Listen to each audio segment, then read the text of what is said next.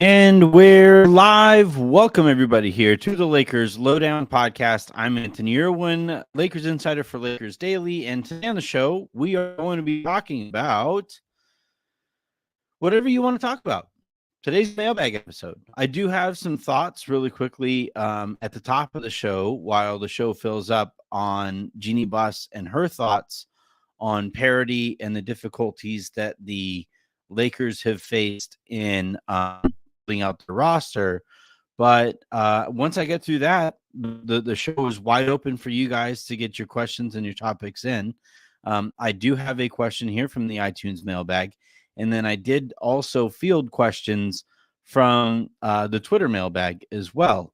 All I asked for on Twitter in order to get your question read on the show, or to give you a better chance at getting your question read on the show, was for you to show proof that you are subscribed to the show, whether it be on YouTube, which is right here at youtube.com/@LakersLounge, whether that be on Twitter or on, you can't really subscribe on Twitter, but whether that be on Spotify or iTunes or Spreaker or anywhere, preferably on Odyssey, perhaps. But once the listeners got the question in there as well, we have a good several questions to get us through. And then this is a live broadcast. There are people watching this thing. And to those of you who have questions, you can leave them here as a live audience does on at the Lakers Lounge. Again, that is youtube.com/@LakersLounge. But let's go ahead and dive on in first, starting with Jeanie Buss and her thoughts on the differences between the league as it is, as it currently exists now, and what challenges her father faced back when the Lakers Showtime was running through the league. So this is an appearance that she did on the NBA Finals File podcast. And this is a comment that she had about the Lakers and the differences in the league now versus when Dr. Buss was building a dynasty.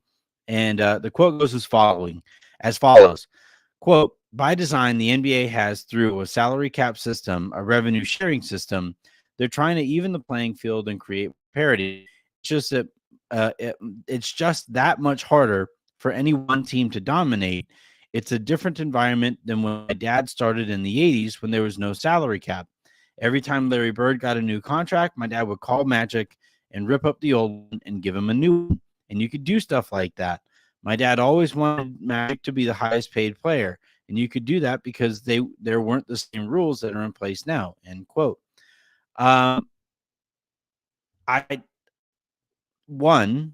Objectively speaking, that is true, all true, that it was a very different league when the Showtime Lakers were doing their thing, and it remained a very different thing throughout that entire run. Hell, even when the Lakers won their three-peat with Shaq and Kobe, it was a very different league. The rules were much less litigious than they are right now. And as of like 5 years ago, when the Lakers won their last championship, the rules were very different and that league was very different than it is right now because of these new, as Rob Pelinka calls it, we are existing now in an apron world. I'm a I'm a Barbie girl in an apron world. No, like this is where we live now. But the thing is, when you have as much success as the Lakers did in the 80s, and then as the Lakers did in the aughts, and then as Lakers did in the late 2010 in the 2010s, and then basically throughout that entire run, you should have some built-in advantages, right? One such advantage is that no matter what the circumstance might be, players used to do a lot more, especially players would do a lot more to get to the Lakers to help build up their contract opportunities after their time with the Lakers. And, we have now seen in this new situation that the Lakers find themselves in, they were in a two-dog race for Klay Thompson. That's the kind of guy that, dad played for the Lakers, won championships with the Lakers, currently works, somewhat indirectly with the Lakers. That was a role player that the Lakers used to just get because that player understood the value of success with the Lakers. They were in another two-dog race with the Milwaukee Bucks of all teams. Like a tiny market Milwaukee Bucks team was able to convince Gary Trent Jr. to go there over playing for the Lakers and uh, testing his market or trying to build up his market by playing for the Lakers. And that was another one who got away. So you would think all of that success back in those decades ago would have given them some built-in advantages, and we've now seen those advantages dissipate. And even worse, we've seen those advantages dissipate at a time when the Lakers aren't exactly giving themselves other advantages organizationally, right? It's a very thin front office. It's not the most creative front office. They don't have a ton of experience throughout their front office. It's just that they don't spend on scouting. They don't have a very good reputation. They don't spend on assistant coaches. Their facilities are good. They did reinvest into that. So that they get credit for that. But it's just while their previous built-in advantages have kind of gone away, they have watched they've also watched themselves get lapped or get passed up by other organizations in the league that have invested in those things, have figured out the value of spending in non-capped spots, right? There's no cap on the amounts of money you can pay a head coach. There's no cap on the amounts of money that you can pay assistant coaches. There's no cap on the amounts of money you can spend on player development, on player fitness, on your training staff, your doctoral staff. There's no cap on all of these things. And that's why, by the way, this new CBA basically forces teams to take further advantage of margins and focus more heavily on the margins, because everybody is basically going to be spending the same amount of money, unless you're like the Boston Celtics, who are running it back and paying whatever they have to run it back, understanding that that's a championship level team. Just won a championship. They want to keep it together, and they're paying what is necessary to keep it together. And so, the Lakers, on the other hand, they won their championship and ripped that whole house up from the studs. So, I think Jeanie makes a fair point on how this new world is more difficult to navigate than it was for her father.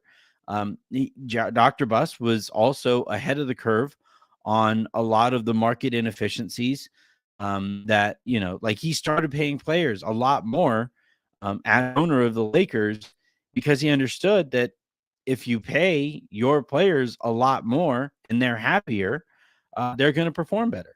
And if you pay your players and you treat your better player than your competition for those players, more players are going to look at that and be like, damn, I want to be a Laker. That looks like fun.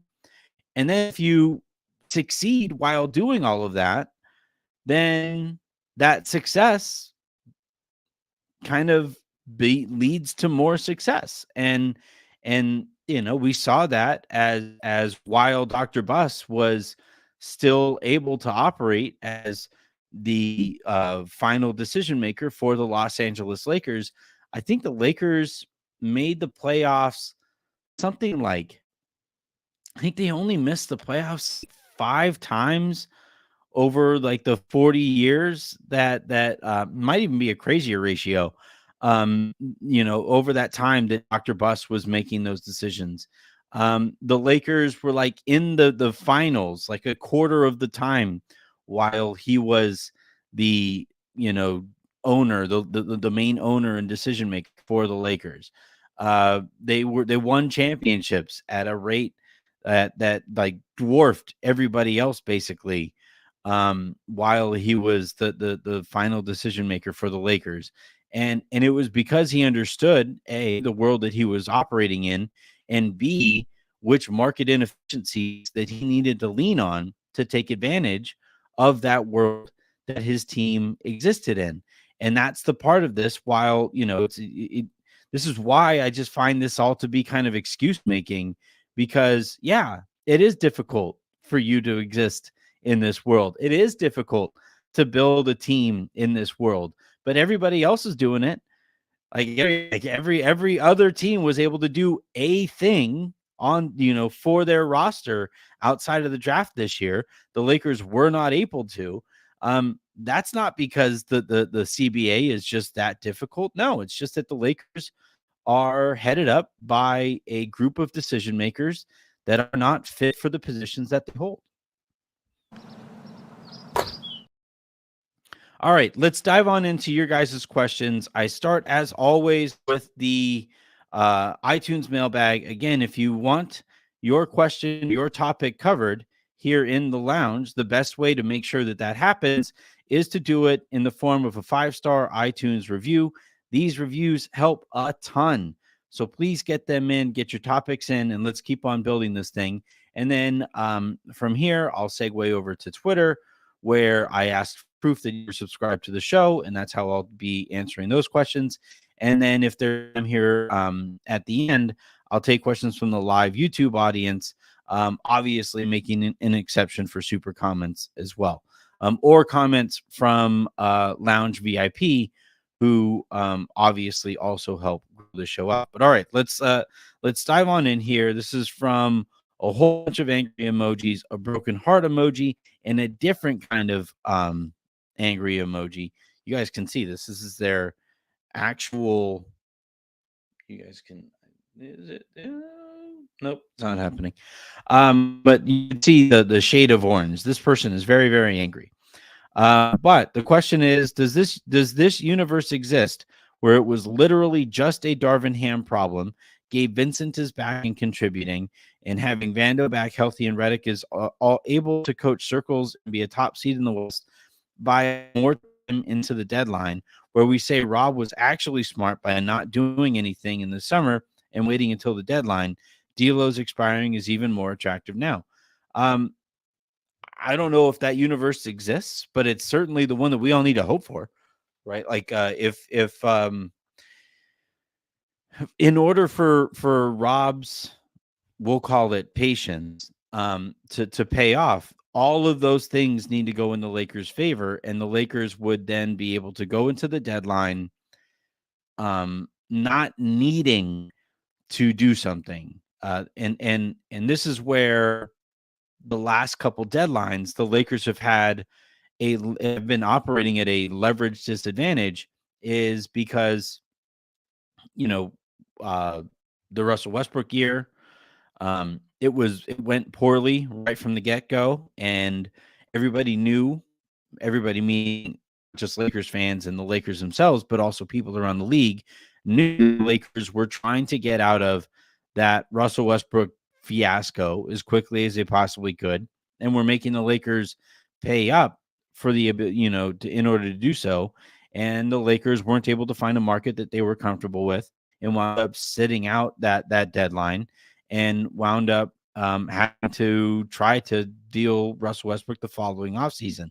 And then again, because the league knew that the Lakers needed to make a deal that offseason, they demanded an arm and a leg for the Lakers to be able to move Russell Westbrook. Lakers weren't comfortable with that market, that decided to sit that out as well, ran it back with Russell Westbrook on the team again. And when you know it, didn't start great there either. So they went into that following deadline needing to trade Russell Westbrook And that we're able to first reset the market and bring in Rui Hachimura at, without having to move a first rounder. And I think that, kind of laid the groundwork for see what we're able to do without trading for or without getting a first rounder, see who we were able to get. And now he was a project at the time, and they were buying low on Rui Hachimura. And that's part of the thing that's been kind of annoying is that, like, we've seen them get a little creative there. Like, we've seen them buy low on a talent like Rui Hachimura and see if they're able to turn him into something. And they were eventually able to turn him into something. He's playing really well for Japan right now. Overall, the Rui Hachimura experience as a Laker has been, I think, mostly positive. But the Lakers at this point now have shown a reluctance or inability to recreate that success and or build on that success. And here things currently stand where, again, they're going to be entering the season and entering a deadline probably with the league knowing that they need to move D'Angelo Russell. And that's going to make things kind of difficult. And like maybe success does allow for them to be able to do that a little bit more easily. Maybe if the Lakers play well enough, they can go into those conversations and say, you know what? We'll try it again with D'Angelo Russell. And we'll see if maybe with J. Redick, Russell can not be as bad of a disaster in the playoffs this time around. Maybe, just maybe. And that'll be their kind of leveraging ploy. And maybe it works out. But, the one thing I was hoping for this offseason was that the Lakers would be able to do something with Russell so that when they go into the deadline next year, they won't be going in with the rest of the league understanding that they have to move Russell.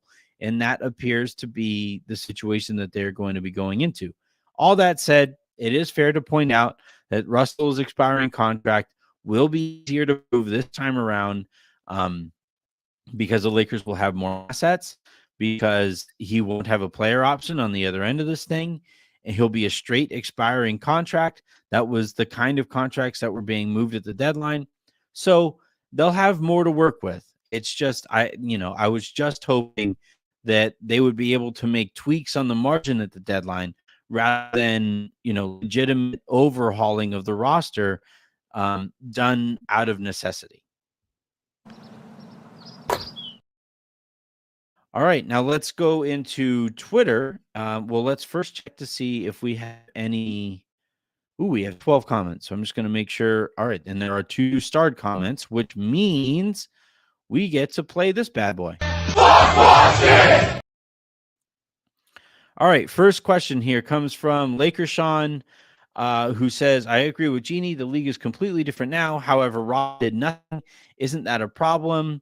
Am I crazy? No, you're not crazy. Look, again, like I have never said at any point here that Rob Pelinka's job is easy, because it isn't. It's a very, very difficult job. That's why he gets paid the way he gets paid. By the way, kind of interesting this upcoming year, he's going to be entering the 3rd season of a 4-year contract extension.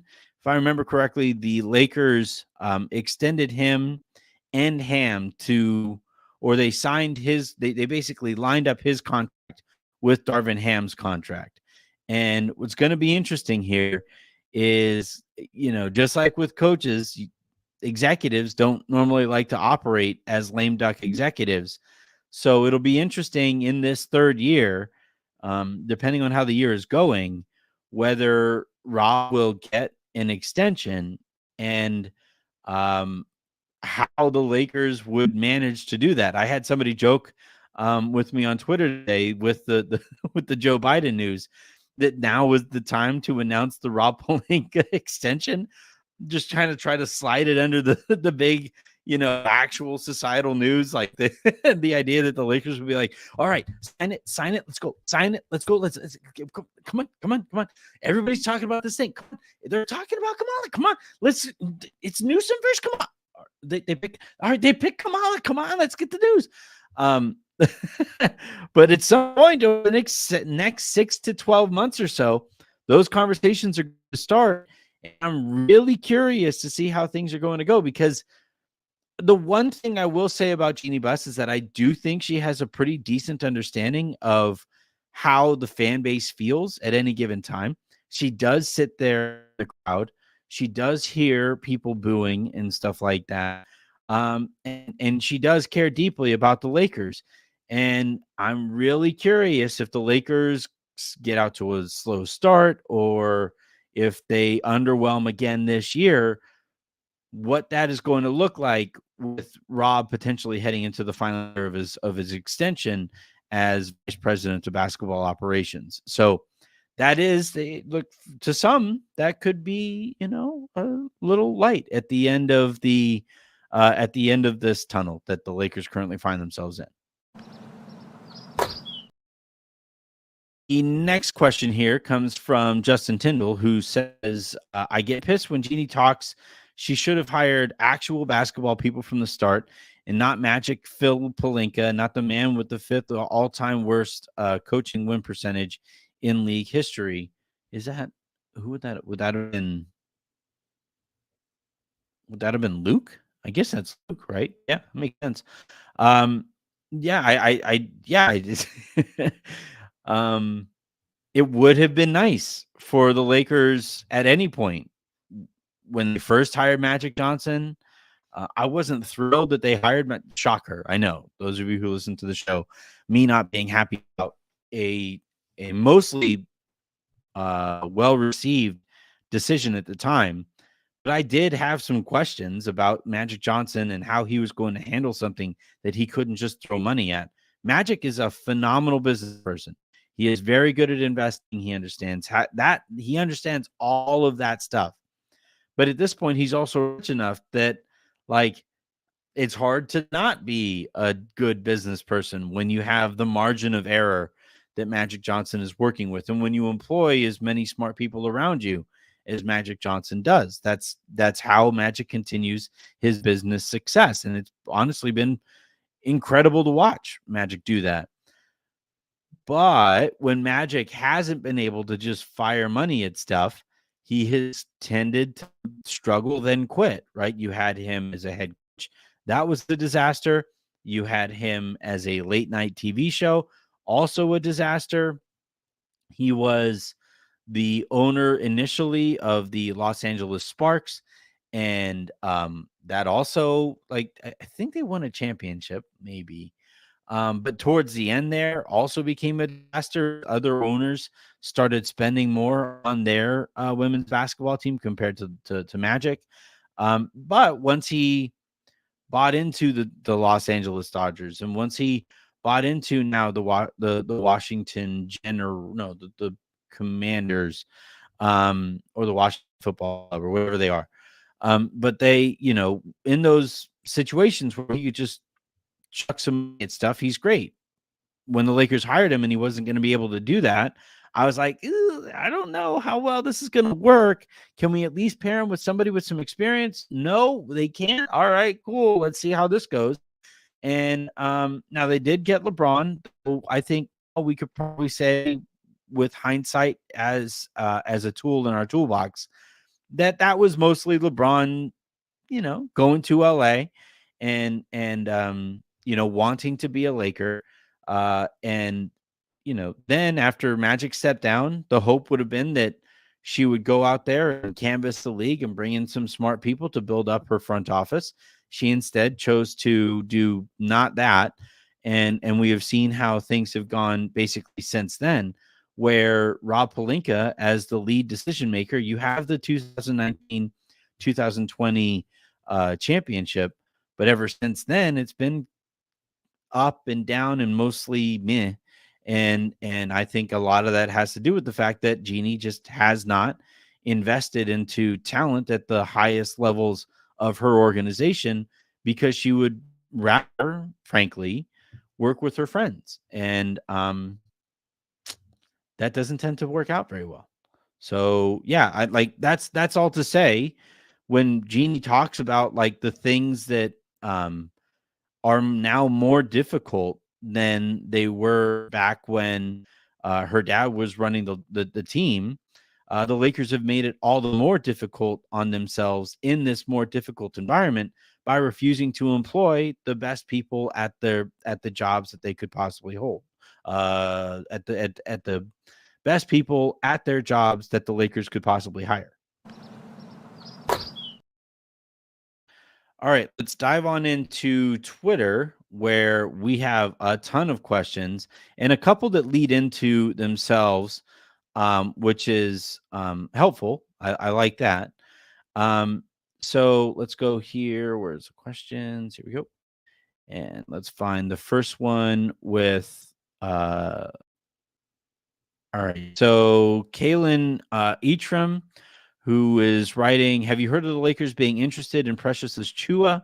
Seems like he's one of the few players worth the taxpayer mid-level exception. I have not heard too much of that. Now, granted, at this point, I've been on vacation. I haven't done a whole bunch of calling around the league, but the last time I did talk to people, the understanding that I walked away with is that the Lakers are essentially fine with going into the season with Christian Wood and with Jackson Hayes. And they don't like the idea of shedding those salaries for the sake of basically anybody on the market right now to hand them the taxpayer mid-level exception. And even that the Lakers didn't offer Gary Trent Jr. the taxpayer mid-level exception. To help make up for the fact that they weren't going to promise him a start date. And, when you know it, Gary Trent Jr. said, cool, I'll be a Milwaukee Buck and I'll go play with Dame and I will go start over there where it's cheaper to live for the less money than you are willing to offer me. So, but no, as far as Precious Achiuwa, I haven't heard much on that front. If anything on that front, I think it's probably going to be a center rotation of Anthony Davis, Christian Wood, Jackson Hayes, and maybe a little bit more of a sprinkling in of Colin Castleton. All right, let's go with the next question. At this point, is it more? This is from LAL Prime, who asks, is it more likely the Lakers just do a marginal move or a potential Jeremy Grant or Kuz type trade? This is the roster. Like, as you know, essentially the Lakers are hoping that enough time passes between now and the start of the season that people kind of start talking themselves back into this roster, because this appears to be the deal. Now, again, that is as of a few days ago when I last had conversations with anybody who are privy to what the Lakers are planning to do. But as it stands right now, like, Summer League is now over. We were told going into Summer League that just you wait, guys, right? It's just the same old shit, right? Just you wait, everybody. We're going to get to Vegas and we're going to have these conversations, and it's going to go better when these executives can't ignore my calls. And then now we have seen the Summer Leagues come and go and see no production to come from it. So, yeah, like, to actually answer the question, which is more likely, the marginal move or the big, move or whatever, I neither, it seems right now. This is the roster. This is how things are going to look at the start of next year. All right, next question here. This is from, I want to see, there was a question about it wasn't. All right. All right. So let's go here. The next question is from Laker Goat, who writes, what is the ceiling / floor for this team in terms of seeding and playoff run potential with the roster as currently constructed? In addition, what can be done to raise / lower said ceiling / floor? All right. So, in other words, they're essentially asking, how many games can the Lakers win as they are currently constructed? And I think I would put them as like a high 40, to low 50 win team. That seems, they won 47 games last year. I think they'll be, man, I think they'll be marginally better. It's just hard for me. Look, I know I was the person ranting and raving about this, right? Like, this clip exists. This is why I look like this, everybody. This is why I'm losing my mind.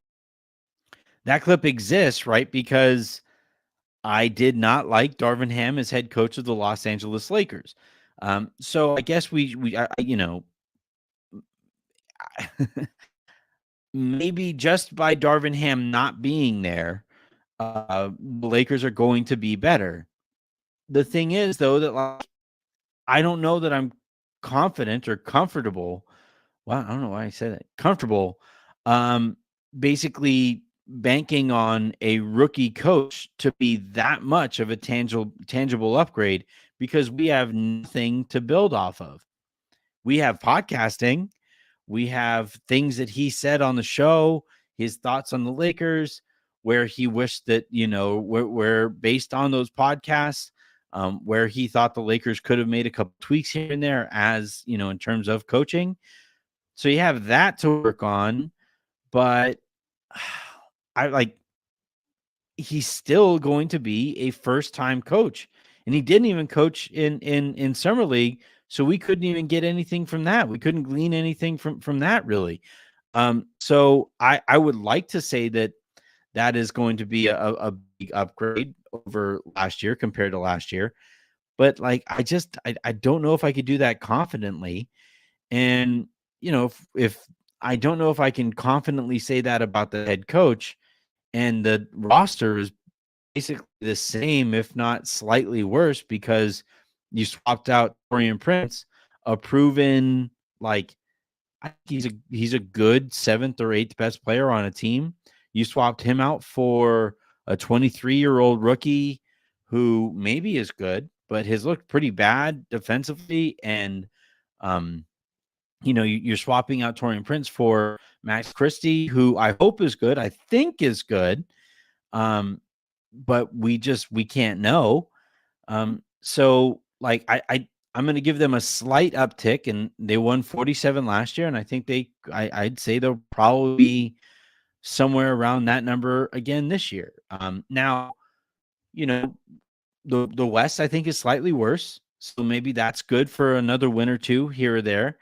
The Lakers are, at the very least, hopefully going to get a little bit more injury luck, right? Like we talked about that.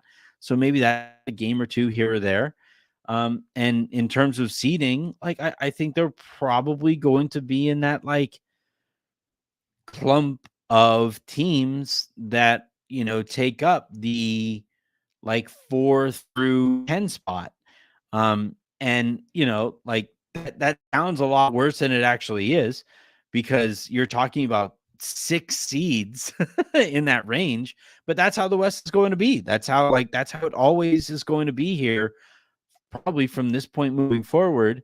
So, the Lakers win 51, 52 games, maybe they're a 5 seed.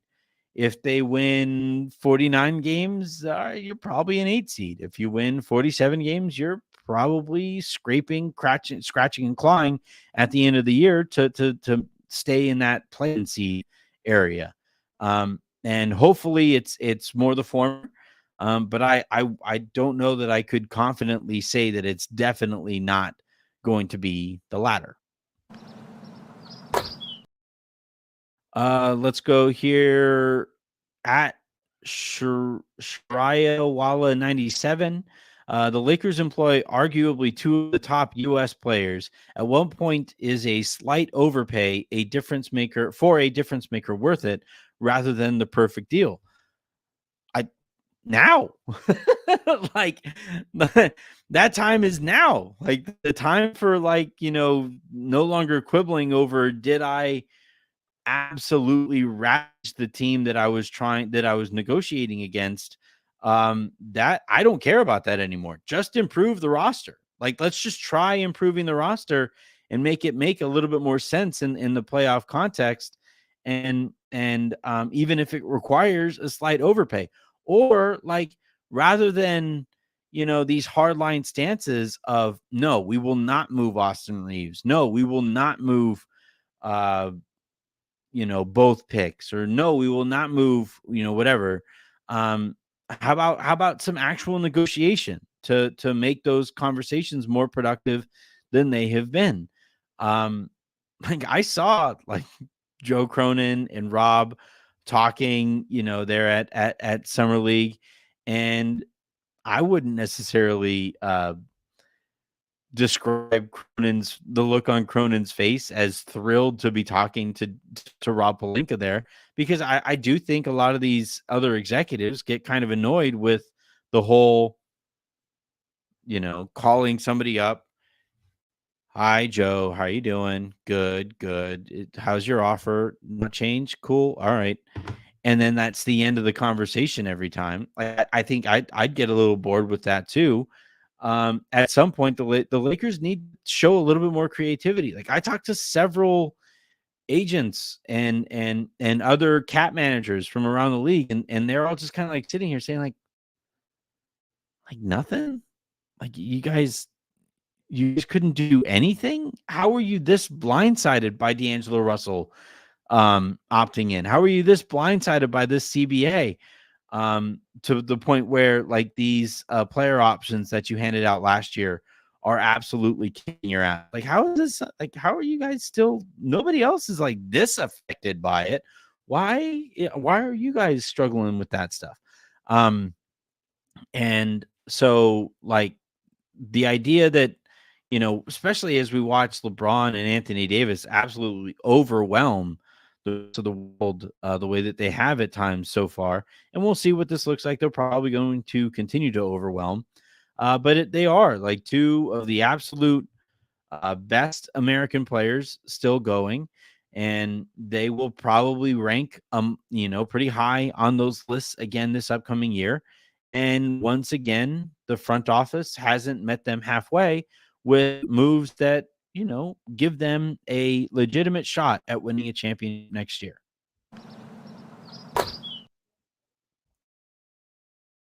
All right, next question here comes from KR Swish. Hey, Anthony, who is your top 3 Lakers trade targets this offseason, and who is your top 3 during the trade deadline? It could be the same, has at least to be somewhat realistic. More power, been a fan since the Locked On days. Thank you very much. So, man, I will go with top trade targets. I think Valanciunas eventually is a player that the Lakers target. I saw Windhorst talk about him on his show. I think that is somebody that the Lakers are going to continue to check in on, who will be available over the course of the year. As the Washington Wizards aren't interested in, actually watching Jonas Valanciunas play basketball. They're interested in making sure he can net them something at the deadline. So I think he's pretty high up there. I think Caruso got traded. Never mind. For nothing. That's right. No draft capital, just Pito Turkoglu. I guess no, you know what? Bruce Brown is pretty high up on that list. I'd say he comes second, because he plays a position of need. If you put Brown there next to Reeves, I think it makes both of those players better versions of themselves, where Brown has some creative chops to help out with Reeves's, in those moments that Reeves is kind of struggling to be and operate as the primary creator. Brown obviously also a very dogged defender at the point of attack, and that I think also would help Austin. I think Austin is I think he's going to take a step forward as a, floor manager and a game manager and just like on the ball as a creator this year. And I think that would help Bruce Brown be a better version of himself. So, I think now the issue with Brown is how much money he makes. So that I guess needs to be pointed out as well. So he's number 2 on my list, and I think he's gettable. I think he will be gettable over the course of the year. And then after that, I would probably go with Jeremy Grant coming in next. The concern there is whether Joe Cronin will ever come off of his stance of not wanting to move Grant for anything less than 2 first-round picks, because so long as that remains his stance, I'm not that interested in Jeremy Grant. For 1 first-round pick, perfect. Get it done yesterday, whatever it takes. 2 first-round picks, I'm not as interested. That means if you trade both of your first-round picks that you can move this season for Jeremy Grant, and he still isn't interested or capable at doing those small things that the Lakers need him to be able to do, then you're kind of screwed when it comes to opening up, your roster and improving your roster elsewhere. So, those are the 3 guys. Those are the top 3 guys, and they weren't my top 3 this offseason. I think Kuz would be in there for Valanciunas. And maybe the Lakers are able to get both Kuz and Valanciunas. That'd be fine too. But those 3 guys right now, Kuz would be right below Jeremy Grant, and I would say after that you get the guys from Brooklyn as like rounding out the list of targets that I think the Lakers are going to continue to check in on over the course of the year. All right. So Wife 504 also asked, how many games do you think the Lakers team will win as currently constructed? Again, I'd say like high 40s, low 50s. Maybe better. Look, like they were playing actually good ball when Darvin got out of his own way and actually played Lakers' best players. So like maybe it's better. Maybe you're looking at like 53 if you want to be super optimistic about this team. And I also don't think that's like ridiculously optimistic either. Like I think that's a possible, like that's one end of the spectrum. I would say is like 53, maybe 54 wins on one end of the spectrum. On the other end of the spectrum, though, if we're going to go that far that way, we also have to go that far that way. And, wrong injuries happen, or JJ ready for this, or Max Christie isn't ready to be, like the sixth man or play as big a role as they are expecting him to play. Dalton Connect isn't quite ready to help right away either. And the Lakers wind up missing Torian in the way that I'm concerned that they will. Now you're looking at like 43 wins. And if you're at 43 wins, you're not a playing team. Like you're something went disastrously wrong. And if you win 43 games this year, then it's a nice short season, I guess, for the Lakers this year. But I tend to say it's in the middle somewhere closer to that end of things, the positive end of things. All right, let's take a look at the YouTube comments here to see if we get any more questions. Callie Reclined writes, is it surprising in your opinion how hard it is for the Lakers to fetch a viable third option? Do you guys just want to avoid the stigma of being do guys just want to avoid the stigma of being labeled chaser, joining LeBron and AD? No, I don't think it's that last factor. I think I'm going to be completely honest. I texted this to somebody the other day. I think the Lakers are legitimately terrified to make any decision on that level because of how things went with Russell Westbrook that last time. That shook the organization to such an extent that I'm not positive we will ever see them operate as in tune with each other as they did right before that decision, because everybody felt that hit, both in terms of like what it did to the basketball that the organization was playing, what it did to relationships within the organization, the Clutch and the Lakers relationship has not been the same ever since. And what it did to them financially too, because that was not a cheap roster, and they didn't make the playoff, and they were not, uh, title relevant throughout the entire time that they employed Russell Westbrook. Basically, nobody has been title relevant any time they've employed Russell Westbrook at any amount of money, let alone $48 million as the Lakers did. So I think the biggest factor in terms of why the Lakers have struggled to, employ or find a better third best player on their team has been that they are really, really, really reluctant to make any decision, and it takes them just that much longer to make any such decision. And it's just, that's a tough way to operate. Hopefully, they move past that at some point. If they don't, they got to start looking for different people in different spots in the organization who can pull the trigger on decisions faster than the Lakers have these last few years.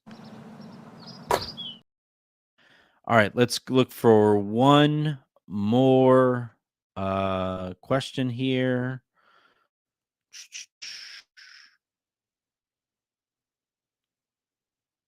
Yeah, a lot of questions. They or Magic getting LeBron. All right, I'm going to skip that one. Andrew Solomon, I got a question with how Curry and this is a fun question. Thank you. This is a fun one to end on because I have been enthralled watching this. Andrew Solomon writes, I got a question with how Curry and Bron being buddy. I believe Curry's contract ends after next year. Could the Lakers just be kind of waiting for that? The issue there, though, is that LeBron's contract also ends after this year, right? Potentially because of the 1-on-1 deal that he signed. But I said this to Raj. I still maintain this. If I were a Warriors fan, I'd be nervous by how things are going, how much fun Steph appears to be having playing with LeBron James. Now, the problem with either of these scenarios working out is that neither team have the assets necessary to trade for the other guy. But still, like, it has been so much fun watching them play together, partially and hugely because of how much fun they seem to be having playing together. Like there was even when they aren't even playing, I saw the clip of those three guys walking through a hotel. Those three guys meaning Anthony Davis, Steph Curry, LeBron James. They're walking through the hallway. They're laughing. They're joking. There was a clip from practice where LeBron threw a pass off of a wall to just because he can, and understood the geometry on throwing that pass. And Steph was just like, not that that's a legal pass or anything like that, but like every time LeBron does basically anything, the person who's the most like kind of floored by it has been Steph Curry. And if I were a Golden State Warriors fan, I'd be sitting there like, hey man, can you just like stop flirting? One, please. Especially as they just broke up the Splash Brothers, like if I were a Warriors fan, I'd be like, could you just like, can we, hey, Kerr, can we maybe bring Steph off the bench so he isn't playing with LeBron as much? Can we just, they have to be on the court all the time together, all the time, every single waking moment. They have to, can anybody fix this? Aisha Curry, who wants to like stay in the Bay, maybe, is like, this is rigged. This is rigged. Somebody needs to put an end to all of this. Like, it has been so much fun watching those guys play. And I've gotten an absolute kick out of watching how much they seem to enjoy playing together, and hopefully maybe are able to do it together as Lakers. All right, I'm going to go ahead and end this one here and get back to what is left of my vacation. Thank you, everybody, for all of the questions. Thank you to those of you who sent in 5-star review questions to iTunes. That greatly helps the show. Thank you to those of you who proved, via screen grab that you are subscribed to the show. Those subscriptions really, really help. And to those of you who left live questions here as well, those obviously help fuel the show and fuel the topics on the show to make it that much more fun for everybody. And so with all of that said, please hit subscribe wherever it is that you get your podcast. Please hit subscribe right underneath the video. If you are watching on Twitter, head on over to youtube.com/@Lakers Lounge to subscribe there. And then, I think I'm out of, I'm probably going to record again, maybe tomorrow, probably Wednesday. Well, maybe Tuesday when I get back from my flight. I'll be able to be back in the studio and I'll record something Tuesday for Wednesday. So until then, and until the next time you guys hear from us, I'm Anthony Irwin saying, have a great rest of your day, make somebody else's, and I will talk to you tomorrow.